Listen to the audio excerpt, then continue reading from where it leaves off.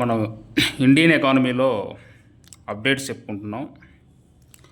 దాదాపుగా 8 నెలల తర్వాత జూన్ 22న 2024లో జీఎస్టీ కౌన్సిల్ సమావేశం జరిగింది. సో దాని గురించి మనం చెప్పుకోబోతున్నాం. చూడండి, జీఎస్టీలోని పెట్రో ఉత్పత్తులపై రాష్ట్రాలదే నిర్ణయం. ఇక్కడ మనం చూసుకున్నట్లయితే 22 జూన్ 2024లో ఢిల్లీలో జరిగింది. ఢిల్లీలో శనివారం కేంద్ర ఆర్థిక మంత్రి నిర్మలా సీతారామన్ అధ్యక్షతన 53వ జీఎస్టీ పాలక మండలి సమావేశం జరిగింది. ఇందులో కొన్ని నిర్ణయాలు తీసుకున్నారు. సో ఈ నిర్ణయాల కంటే కూడా మనకు కావాల్సింది జీఎస్టీ పాలక మండలి, అంటే జీఎస్టీ కౌన్సిల్ అనేది దాని గురించి మనం చెప్పుకోవాలి. సో జీఎస్టీ గురించి చెప్పుకోవాలి.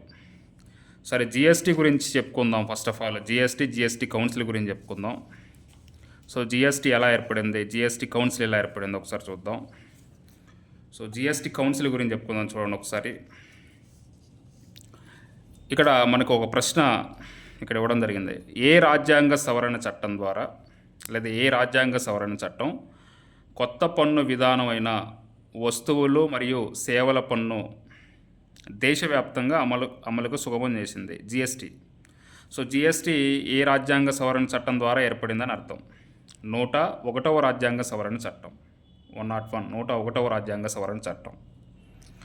GST, goods and services tax. ఇది ఏ రాజ్యాంగ సవరణ బిల్లు ద్వారా ఒక రాజ్యాంగ సవరణ చట్టంగా మారింది అని మళ్ళీ ఒకసారి చూసుకున్నట్లయితే 122వ రాజ్యాంగ సవరణ బిల్లు 2014 ద్వారా 101వ రాజ్యాంగ సవరణ చట్టం 2016గా మారింది ఇది. సో ఫస్ట్ ఇది మనం తెలుసుకోవాలి. తర్వాత నెక్స్ట్ ఇంకా అసలు 101వ రాజ్యాంగ సవరణ చట్టం ద్వారా మనం ఈ 101వ రాజ్యాంగ సవరణ చట్టాన్ని కొంచెం దీన్ని లోపలికి వెళ్తే ఎలా చూసుకోవాలి ఏంటి అనేది ఒకసారి చూద్దాం. 101వ రాజ్యాంగ సవరణ చట్టం, 101వ రాజ్యాంగ సవరణ చట్టం సో మనకి దేశవ్యాప్తంగా ఎప్పటి నుంచి అమల్లోకి వచ్చింది? దేశవ్యాప్తంగా మనకు తెలుసు 2017 జూలై 1 నుంచి దేశవ్యాప్తంగా అమల్లోకి వచ్చింది. అలానే ఈ 101వ రాజ్యాంగ సవరణ చట్టం ద్వారా ఏర్పడిన ఈ జీఎస్టీని సో మొదటిగా ఏ రాష్ట్రం అమల్లోకి తెచ్చింది అంటే అస్సాం. మొదటిగా అమల్లోకి తెచ్చింది లేదా మొదటిగా అమలు చేసింది అస్సాం. సో అలానే 101వ రాజ్యాంగ సవరణ చట్టం ద్వారా ఏర్పడిన ఒక ఆర్టికల్ ఏంటంటే ఆర్టికల్ 279A, 279A ఏం తెలియజేస్తుంది ఏంటి తర్వాత మనం చెప్పుకుందాం. సో చూడండి ఒకసారి. 279 సబ్ క్లాజ్ ఏ, సబ్ క్లాజ్ 1 అధికరణ 101వ రాజ్యాంగ సవరణ చట్టం.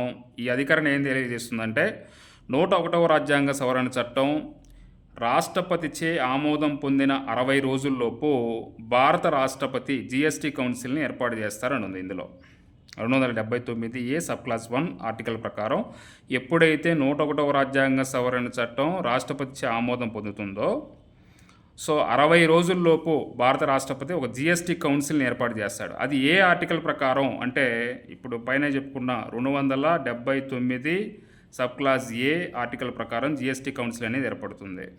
ఓకే. సో దాని తర్వాత సరే జీఎస్టీ కౌన్సిల్ గురించి మనం చెప్పుకుంటున్నాం ఇప్పుడు. సో ఎట్లా ఏర్పడిందండి? 101వ రాజ్యాంగ సవరణ చట్టం ద్వారా ఏర్పడింది, అంతే కదా. సో 101వ రాజ్యాంగ సవరణ చట్టం ద్వారా ఆర్టికల్ 279A ఏర్పడింది. ఆర్టికల్ 279A ప్రకారం ఏం ఏర్పడిందంటే జీఎస్టీ కౌన్సిల్ ఏర్పడింది. సో అందుకని చూడండి ఒకసారి. యాక్చువల్గా జీఎస్టీ 2017 జూలై 1 నుంచి అమల్లోకి వచ్చింది దేశవ్యాప్తంగా. అంతకంటే ముందే జీఎస్టీ కౌన్సిల్ ఏర్పడింది. జీఎస్టీ కౌన్సిల్ ఒకసారి చూడండి. జీఎస్టీ కౌన్సిల్ గురించి 2016 సెప్టెంబర్ 12 నుండి 101వ రాజ్యాంగ సవరణ చట్టంలోని 279A ప్రకారం జీఎస్టీ కౌన్సిల్ని అమల్లోకి తీసుకొని రావడానికి రాష్ట్రపతి ఏం చేశాడంటే ఫస్ట్ ఒక నోటిఫికేషన్ జారీ చేశాడు. ఏ తేదీన? 10th సెప్టెంబర్ 2016న ఈ యొక్క 279A ప్రకారం జీఎస్టీ కౌన్సిల్ని మొదటిగా అమల్లోకి తీసుకొని రావడానికి మరి ఒక ఉత్తర్వుని జారీ చేశాడు, ఒక నోటిఫికేషన్ని జారీ చేశాడు. ఆ నోటిఫికేషన్ ద్వారా జిఎస్టీ కౌన్సిల్ అనేది మొదటిగా ఏర్పడింది. సో దాని తర్వాత జిఎస్టీ అనేది సగం కంటే ఎక్కువ రాష్ట్రాల్లో ఆమోదం పొందాలి కాబట్టి అది 2017 జూలై 1న మొత్తం దేశవ్యాప్తంగా అమల్లోకి వచ్చింది. ఏది సగం కంటే ఎక్కువ రాష్ట్రాల ఆమోదం పొందిన తర్వాత. సో కాబట్టి జిఎస్టీ కౌన్సిల్ ముందు ఏర్పడిందా లేదా జిఎస్టీ ముందుగా అమల్లోకి వచ్చిందా అంటే జిఎస్టీ కౌన్సిల్ ఏర్పడిన తర్వాత జిఎస్టీ అనేది అమల్లోకి వచ్చింది. ఇది ఫస్ట్ మీరు గుర్తుపెట్టుకోండి. అలానే జిఎస్టీ కౌన్సిల్ అనేది రాజ్యాంగబద్ధ సంస్థన లేదా చట్టబద్ధ సంస్థన అంటే మనకి పైనే మనం చెప్పుకున్నాం కదా, ఇది ప్యూర్గా ఒక రాజ్యాంగబద్ధ సంస్థ, constitutional body, not statutory body, constitutional body. ఎందుకంటే 101వ రాజ్యాంగ సవరణ చట్టం ద్వారా ఏర్పడింది కాబట్టి. సో అదిగాక మనకి 279A ఆర్టికల్ ద్వారా ఏర్పడింది. ఇక్కడ రాజ్యాంగంలో ఒక ఆర్టికల్ ద్వారా ఏర్పడింది కాబట్టి ఇది ఒక రాజ్యాంగబద్ధమైన సంస్థ. అలానే జిఎస్టీ కౌన్సిల్ యొక్క నిర్మాణం ఏ విధంగా ఉంటుంది, స్ట్రక్చర్ ఏ విధంగా ఉంటుందంటే జిఎస్టీ కౌన్సిల్కి ఒక చైర్పర్సన్ ఉంటారు. ఆ చైర్పర్సన్ కేంద్ర ఆర్థిక మంత్రి, అలానే మరి సభ్యుడు కూడా ఒకతను ఉంటాడు, మెంబర్, కేంద్ర సహాయ ఇన్ఛార్జ్ ఆర్థిక మంత్రి లేదా రెవెన్యూ ఇన్ఛార్జ్ మంత్రి. సో ఆర్థిక మంత్రి లేదా రెవెన్యూ ఇన్ఛార్జ్ మంత్రి ఎవరైనా ఉండొచ్చు, కేంద్ర సహాయ మంత్రి అనమాట మనకి. సో వీళ్ళిద్దరూ కూడా కేంద్రం తరపున ఉంటారు. మరి ఇతర సభ్యులు ఎవరంటే రాష్ట్రాలు లేదా కేంద్రపాలిత ప్రాంతాల్లోని రాష్ట్ర ఆర్థిక మంత్రులు. మనకి రాష్ట్రాల్లో సామాన్యంగా ఫైనాన్స్ మినిస్టర్స్ ఉంటారు కదా, అలానే యూనియన్ టెరిటరీస్ నుంచి కూడా ఫినాన్స్ మినిస్టర్స్ ఉంటారు కదా, వాళ్ళు అనమాట సభ్యులు. అంటే మొత్తం ఎంతమంది ఉంటారంటే ఈ జిఎస్టీ కౌన్సిల్లో సో 33 మంది ఉంటారు. 33 మంది. సో యూనియన్ గవర్నమెంట్ నుంచి అంటే కేంద్ర ప్రభుత్వం నుంచి 2, అలానే రాష్ట్రాల నుంచి స్టేట్ గవర్నమెంట్స్ నుంచి 28 మంది రాష్ట్ర ఆర్థిక మంత్రులు వస్తారు. అలానే కేంద్రపాలిత ప్రాంతాల నుంచి 3 వస్తారు. కేంద్రపాలిత ప్రాంతాలు అంటే ఇక్కడ మనం తెలుసుకోవాల్సింది, మనకి కొన్ని కేంద్రపాలిత ప్రాంతాల్లో అంటే 3 కేంద్రపాలిత ప్రాంతాల్లో శాసనసభ వ్యవస్థ ఉంది. ఆ శాసనసభ వ్యవస్థ చూడండి ఒకసారి. ఢిల్లీ, అలానే పుదుచ్చేరి, అలానే నెక్స్ట్ జమ్మూ అండ్ కాశ్మీర్ కూడా ఇప్పుడు యూనియన్ టెరిటరీ కదా. ఈ 3 కేంద్రపాలిత ప్రాంతాల నుంచి మరి ఆర్థిక మంత్రులు, ఆ యొక్క యూనియన్ టెరిటరీ ఆర్థిక మంత్రులు వస్తారు. సో 33 మంది ఉంటారనమాట. అయితే జిఎస్టీ కౌన్సిల్ సమావేశాన్ని నిర్వహించడానికి కావలసిన కోరం ఎంత? అసలు జిఎస్టీ కౌన్సిల్ సమావేశం మీటింగ్ పెట్టాలనుకోండి, మొత్తం ఎంతమంది హాజరవ్వాలి? మరి హాజరవ్వాలంటే చూడండి ఒకసారి. మొత్తం సభ్యులలో 1/2 వంత, లేదా మొత్తం సభ్యుల్లో 1/4 వంత, లేదా 2/3 వంత, 1/3, ఈ విధంగా మనకి ఫామ్ అవుతుంది. క్వశ్చన్ ఫామ్స్ చేస్తారు. సో ఇక్కడ చూడండి ఒకసారి. జిఎస్టీ కౌన్సిల్ సమావేశాన్ని నిర్వహించడానికి మొత్తం సభ్యులలో అంటే 33 మంది అని మనం ఇంతకుముందే చెప్పుకున్నాం. ఈ 33 మందిలో 1/2 వంతు హాజరవ్వాలి, అప్పుడే సమావేశాన్ని నిర్వహించుకోవచ్చు. ఓకే. అలానే మరి జిఎస్టీ కౌన్సిల్లో నిర్ణయాలు తీసుకోవాలన్నా లేదా తీర్మానాలు ఆమోదం పొందాలన్నా కానీ మరి ఎంత మెజారిటీ కావాలి అంటే చూడండి ఒకసారి. హాజరైన మొత్తం సభ్యులలో లేదా ఓటు వేసిన సభ్యులలో హాజరైన మొత్తం సభ్యులు, కొంతమంది హాజరవుతారు కానీ ఓటు వేయరు, అంటే చెయ్యి పైకెత్తరు. అందుకని హాజరవ్వాలి, అలానే ఓటు కూడా వేయాలి. కొంతమంది నాకెందుకు వచ్చిందిలే అని చెప్పేసి ఓటు వేయరు. సో ఓటు కూడా వేయాలి. ఆ ఓటు వేసిన సభ్యుల్లో 3/4 వంతు మెజారిటీ రావాలి. మొత్తం సభ్యులలో 3/4 వంతు మెజారిటీ వస్తేనే ఆ తీర్మానం అనేది ఆమోదం పొందుతుంది. ఉదాహరణకి ఇప్పుడు మనకి ఆ 22వ తారీఖున కొన్ని నిర్ణయాలు తీసుకున్నారు ఇక్కడ. ఏమని? సపోజ్ ఇప్పుడు రైల్వే ప్లాట్ఫామ్ టికెట్లతో రైల్వే ప్లాట్ఫామ్ టికెట్లతో పాటు విద్యా సంస్థల బయట ఉండే ప్రైవేట్ హాస్టల్ని జిఎస్టీ నుంచి మినహాయిస్తున్నట్లు మనకి వీళ్ళు నిర్ణయం తీసుకున్నారు. అంటే ఈ నిర్ణయం ఆమోదం పొందాలంటే మొత్తం 33 మందిలో ఎన్నో వంతు వాళ్ళు తీర్మానాన్ని పాస్ చేయాలంటే 3/4 వంతు పాస్ చేయాలి. అప్పుడే అది ఆమోదం పొందుతుంది. అంటే విడివిడిగా చూసుకున్నట్లయితే మనకి కేంద్రం తరపున కొంతమంది ఉన్నారు, రాష్ట్రం తరపున కొంతమంది ఉన్నారు. ఎందుకంటే ఇప్పుడు జిఎస్టీ కౌన్సిల్ అనేది ఎట్లా అంటే ఒక సమైక్య వ్యవస్థలాగా ఉంది. గుర్తుపెట్టుకోండి ఈ వర్డ్, ఒక సమైక్య వ్యవస్థలాగా ఉంటుంది. అంటే ఓన్లీ మనకి కేంద్ర ప్రభుత్వం నుంచే కాకుండా రాష్ట్ర ప్రభుత్వాల నుంచి కూడా వచ్చారు కాబట్టి ఇది ఒక సమైక్య వ్యవస్థ. సో కాబట్టి కేంద్ర ప్రభుత్వం తరపున హాజరైన సభ్యులలో ఓటు వేసిన సభ్యులలో 1/3 వంతు విడివిడిగా కనుక చూసుకున్నట్లయితే. అలానే రాష్ట్రాల నుంచి హాజరైన సభ్యులలో ఓటు వేసిన సభ్యులలో 2/3 వంతు. ఇట్లా మనకి విడివిడిగా కూడా ఇంత మెజారిటీ రావాలి. అలానే ముఖ్యమైన అంశాలు కనుక చూసుకున్నట్లయితే చాలా ఇంపార్టెంట్ ఇవి. ఒకవేళ జిఎస్టీ కౌన్సిల్ మీటింగ్ పెట్టారు. జిఎస్టీ కౌన్సిల్ మీటింగ్ పెట్టిన తర్వాత ఏ రాష్ట్రం తరపునైనా కానీ, ఏ రాష్ట్ర ఆర్థిక మంత్రి అయినా కానీ ఒకవేళ అనారోగ్యం పాలయ్యి, లేకపోతే ఇంకా అక్కడ గవర్నమెంట్ ఫామ్ అవ్వలేదు, ఎన్నికలు జరుగుతున్నాయి, అలాంటి పక్షంలో ఒకవేళ నియమించకపోయినా, హాజరు కాలేకపోయినా జిఎస్టీ కౌన్సిల్ యొక్క కార్యకలాపాలు లేదా తీసుకున్న నిర్ణయాలు చెల్లుబాటు అవుతాయి. ఒకళ్ళిద్దరు రానంత మాత్రాన, మరి అందులో ఏమైనా ఖాళీ ఏర్పడితే జిఎస్టీ కౌన్సిల్ ఇద్దరు రానంత మాత్రాన జిఎస్టీ కార్యకలాపాలు తీసుకునే నిర్ణయాలు అవి చెల్లుబాటు అవుతూనే ఉంటాయి. వాళ్ళు రానంత మాత్రాన ఆగిపోవు. సో ఇది గుర్తుపెట్టుకోండి. అలానే జిఎస్టీ గురించి 2 రాష్ట్రాల మధ్య వివాదాలు ఏర్పడితే పార్లమెంటు కమిటీలు కానీ లేదా ఇతర కోర్టులు తీర్పులు చెప్పమని జిఎస్టీ కౌన్సిల్ని ప్రభావితం చేయలేవు. ఏవైనా 2 రాష్ట్రాలు ఉన్నాయి, పక్కపక్కనే ఉన్న 2 రాష్ట్రాలు, ఇవి జిఎస్టీ గురించి మరి వివాదం చేసుకుంటున్నాయి. పార్లమెంటు కమిటీలు కానీ లేదా ఇతర కోర్టులు కానీ ఇదిగో మీరు తీర్పు చెప్పండి అని జిఎస్టీ కౌన్సిల్ని ప్రభావితం చేయలేవు.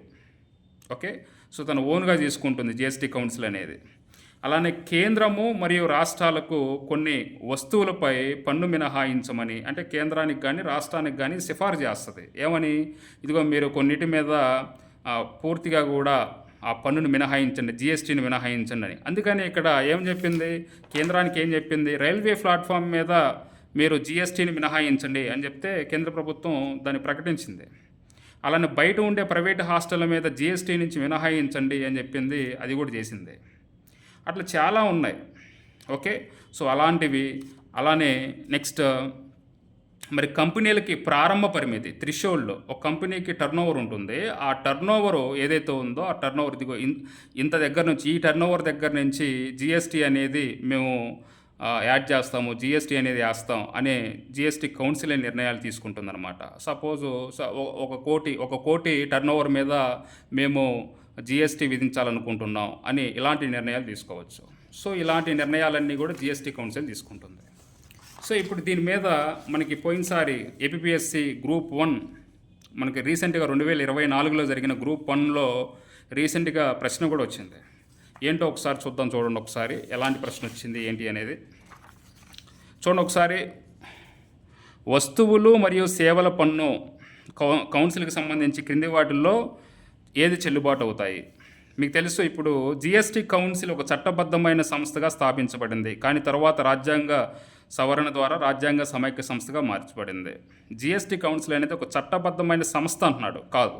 ఎందుకంటే మనం ఇది ఇప్పుడే మనం చెప్పుకున్నాం ఏమని, జిఎస్టీ కౌన్సిల్ అనేది ఒక రాజ్యాంగబద్ధమైన సంస్థ. ఎందుకంటే 101వ రాజ్యాంగ సవరణ చట్టం ద్వారా ఏర్పడింది, 279 ప్రకారం ఆర్టికల్ ద్వారా ఏర్పడింది. కాబట్టి ఇది చట్టబద్ధమైన సంస్థ కాదు, ఇది ఒక రాజ్యాంగబద్ధమైన సంస్థ.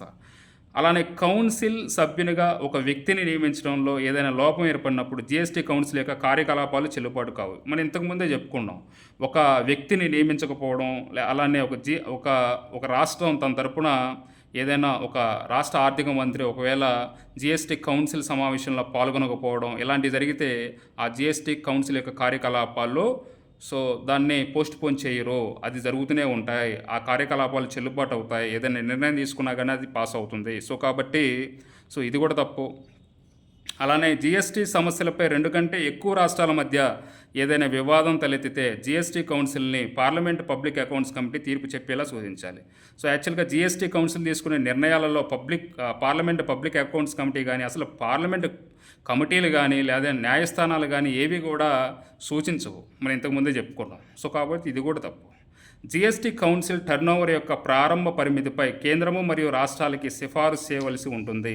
దానికంటే తక్కువ వస్తువులు మరియు సేవలను జిఎస్టీ నుంచి మినహాయించవచ్చు. ఇప్పుడే కదా మనం చెప్పుకుంది, ఏదైనా కంపెనీ యొక్క టర్నోవర్ని నిర్ణయించడంలో కానీ లేకపోతే ఏదైనా వస్తువుల్ని మరి జిఎస్టీ నుంచి మినహాయించడం కానీ ఇదే నిర్ణయం తీసుకుంటుంది. సో కాబట్టి 4 మాత్రమే, ఇది మాత్రమే సరైనది.